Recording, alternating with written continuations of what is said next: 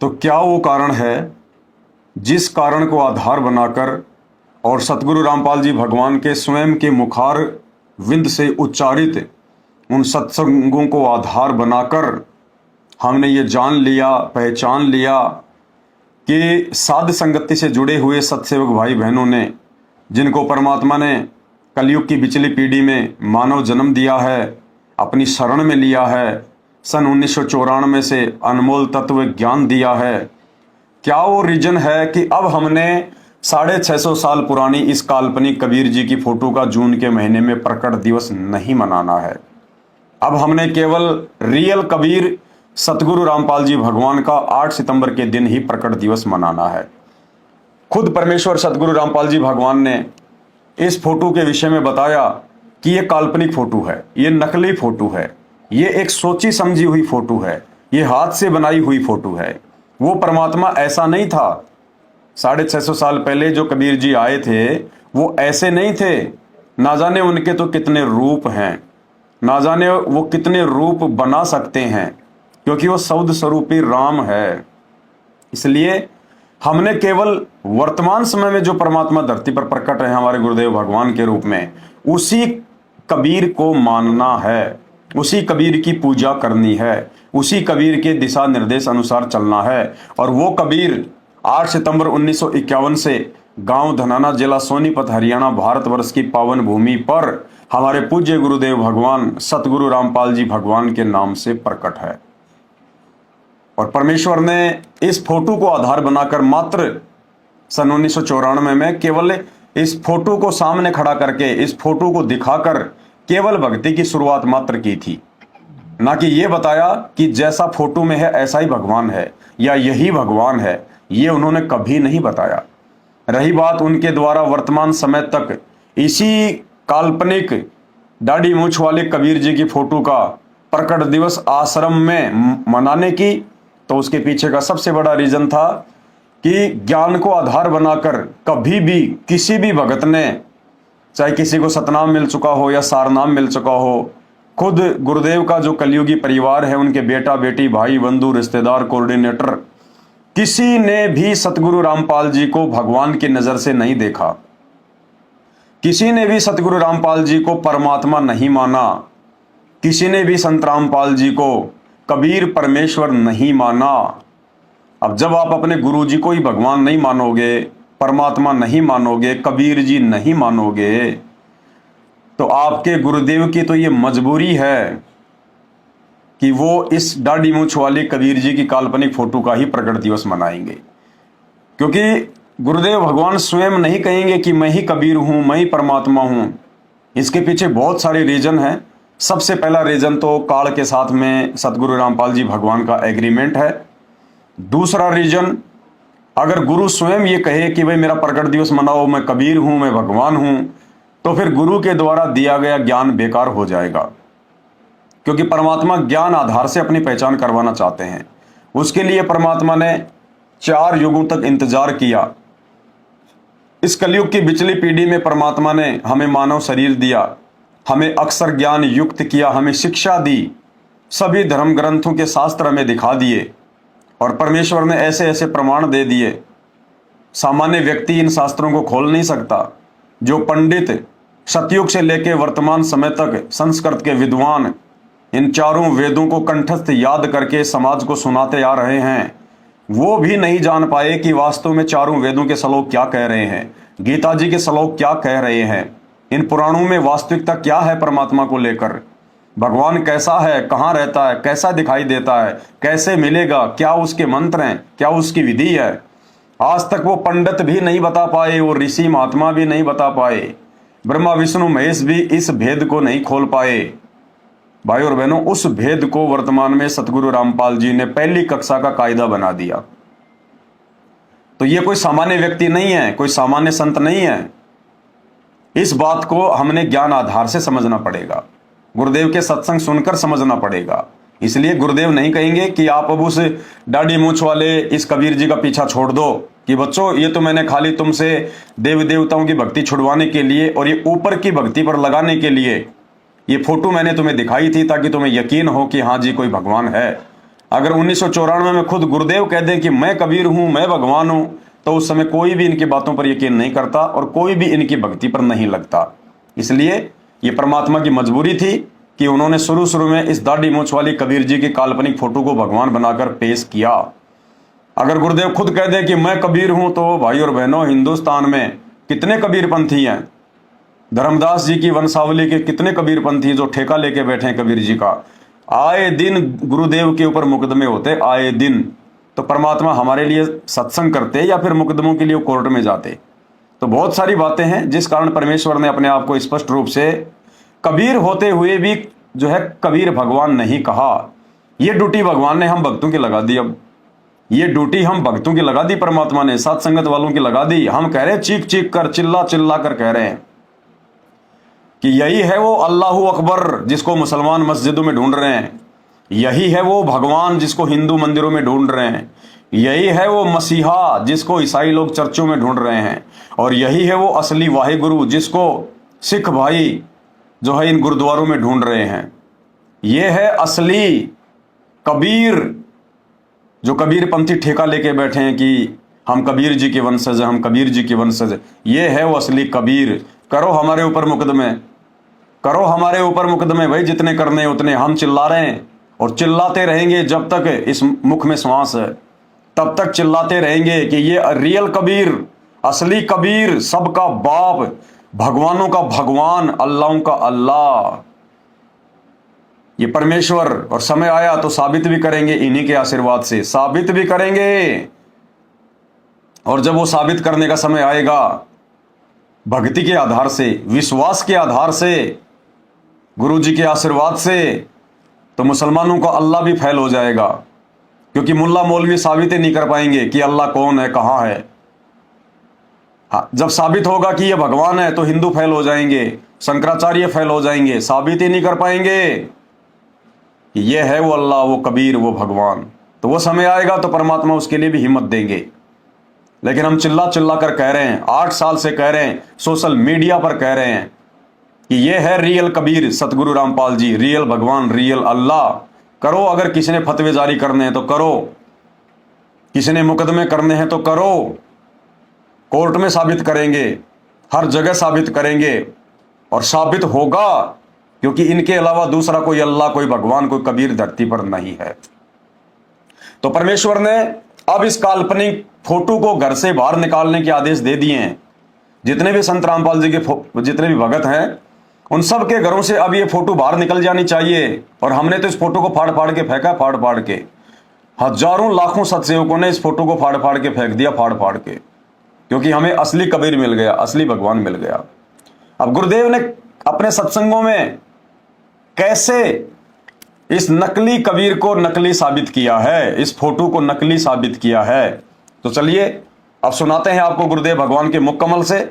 और उसके बाद हमें विश्वास हो जाना चाहिए कि अब हमने अपने गुरुदेव भगवान असली कबीर के रहते सहते वो दाढ़ी मूंछ वाली कबीर जी की काल्पनिक फोटो का जून के महीने में प्रकट दिवस नहीं मनाना है। उस फोटो को हमने भगवान नहीं कहना है, उस फोटो को हमने अपने दरबार साहिब में नहीं रखना है, उस फोटो को हमने अपने घर पर नहीं रखना है। यदि आपने लॉकेट पहन रखा है और यदि वो फोटो है तो उस फोटो को लॉकेट से निकाल दो, अन्यथा मार खाओगे।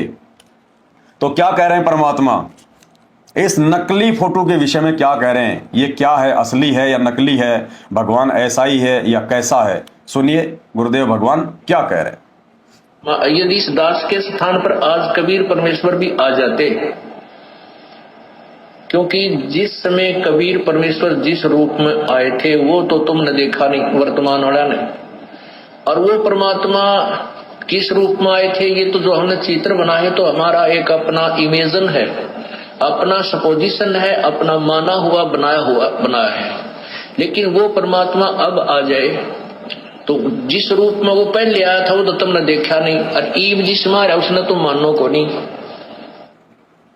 क्या कह रहे हैं गुरुदेव भगवान?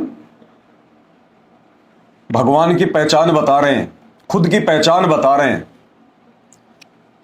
इस फोटो के विषय में सतगुरु रामपाल जी भगवान कह रहे हैं कि जो चित्र हमने बना रखे हैं ये तो केवल एक सपोजिशन है, हमारा सोचा हुआ है, ये एक इमेजिन है, कल्पना है कि कबीर जी ऐसे थे, ये ओरिजिनल फोटो नहीं है। कबीर जी ओरिजिनल में 650 साल पहले ऐसे नहीं दिखाई देते थे। उस समय कोई कैमरा नहीं था, उस समय कोई प्रिंटिंग प्रेस नहीं थी जो आपने रंग रोगन भर दिए, आपने बढ़िया फोटो निकाल दी। परमात्मा कहते हैं कि जिस रूप में परमात्मा 650 साल पहले आए थे वो तो तुमने देखा नहीं है। दोबारा सुनाएंगे सत्संग आपको, थोड़ा अब आपको मौखिक बता रहा हूं। इस फोटो के विषय में गुरुदेव कह रहे हैं 650 साल पहले जब कबीर जी आए थे तो उनके विषय में कह रहे हैं कि जिस रूप में परमात्मा 650 साल पहले आए थे वो तो तुमने देखा नहीं है। अगर हम लोगों ने नहीं देखा है कि 650 साल पहले कबीर जी कौन से रूप में आए थे, कैसे दिखाई देते थे, तो फिर ये फोटो क्या है?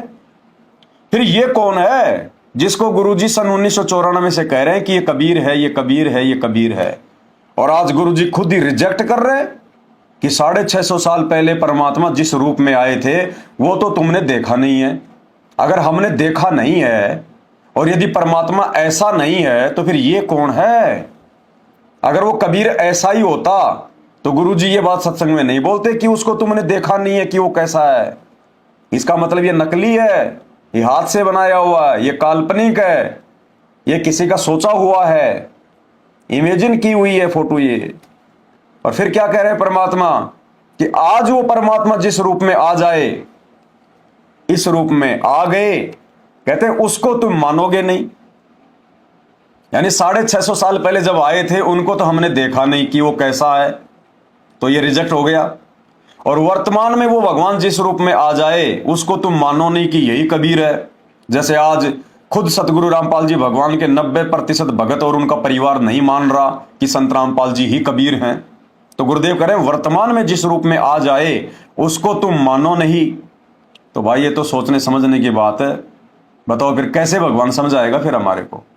फिर हमने भगवान को उनके ज्ञान से समझना पड़ेगा, उनके द्वारा दिखाए गए इन प्रमाणों से, इन सबूतों से समझना पड़ेगा कि सृष्टि रचना का भेद इस ब्रह्मांड में खुद कबीर के अलावा दूसरा कोई नहीं खोल सकता।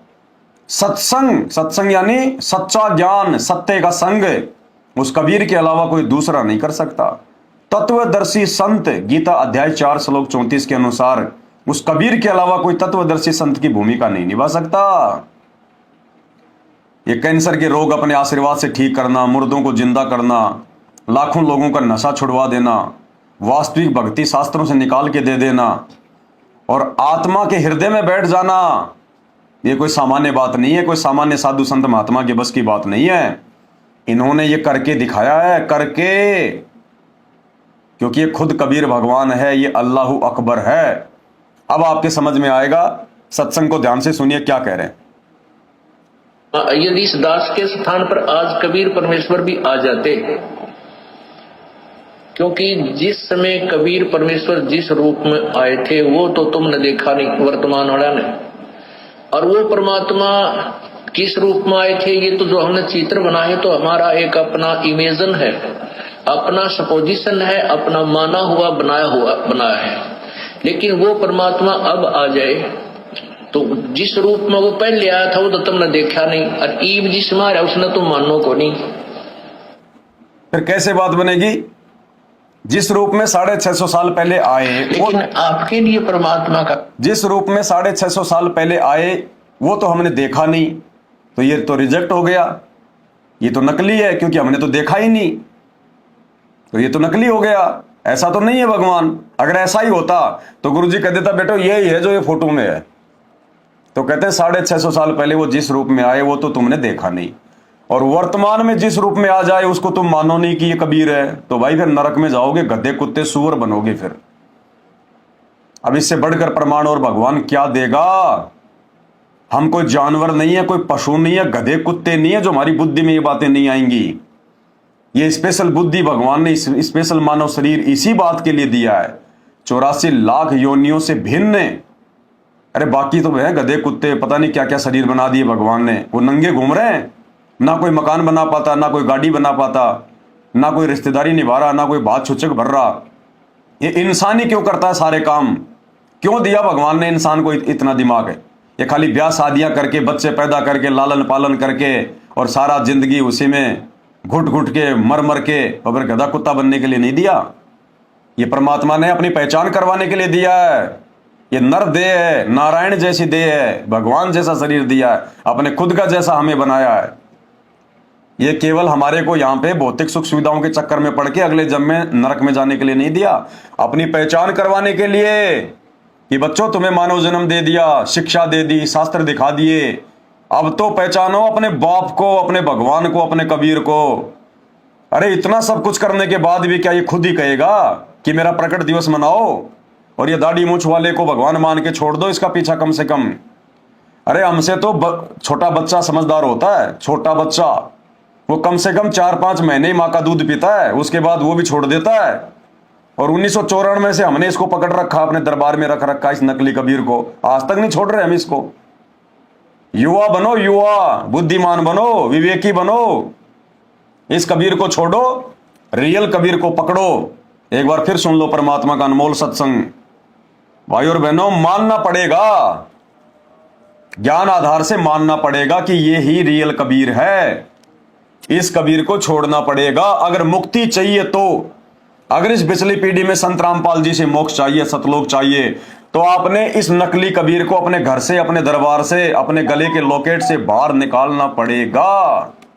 इस कबीर को आपने अपने मन मंदिर में बसाना पड़ेगा, दिलो दिमाग में बसाना पड़ेगा। सुन लो एक बार क्या कह रहा है असली कबीर। यदि इस दास के स्थान पर आज कबीर परमेश्वर भी आ जाते, आ गए, क्योंकि जिस समय कबीर परमेश्वर जिस रूप में आए थे वो तो तुमने देखा नहीं, वर्तमान वाला ने।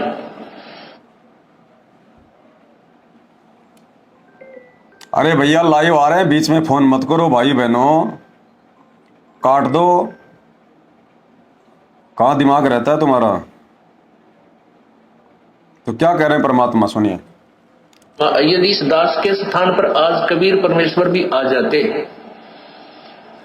क्योंकि जिस समय कबीर परमेश्वर जिस रूप में आए थे वो तो तुमने देखा नहीं, वर्तमान वाला ने। और वो परमात्मा किस रूप में आए थे ये तो जो हमने चित्र बना है तो हमारा एक अपना इमेजन है, अपना सपोजिशन है, अपना माना हुआ बनाया है। लेकिन वो परमात्मा अब आ जाए तो जिस रूप में वो पहले आया था वो तो तुमने देखा नहीं, और ईब जिसमें आ रहा उसने तुम मानो को नहीं। तो कैसे बात बनेगी, कैसे पहचान करोगे, कैसे मोक्ष होगा? अब समझदार को तो आपके लिए परमात्मा, अब समझदार को तो ये बात सुन के बिल्कुल झटका लगेगा कि अरे सच में परमात्मा ने बिल्कुल इसको नकली घोषित कर रखा है। पहचानने में देर नहीं होगी समझदार आत्मा को, ज्ञानी आत्मा को।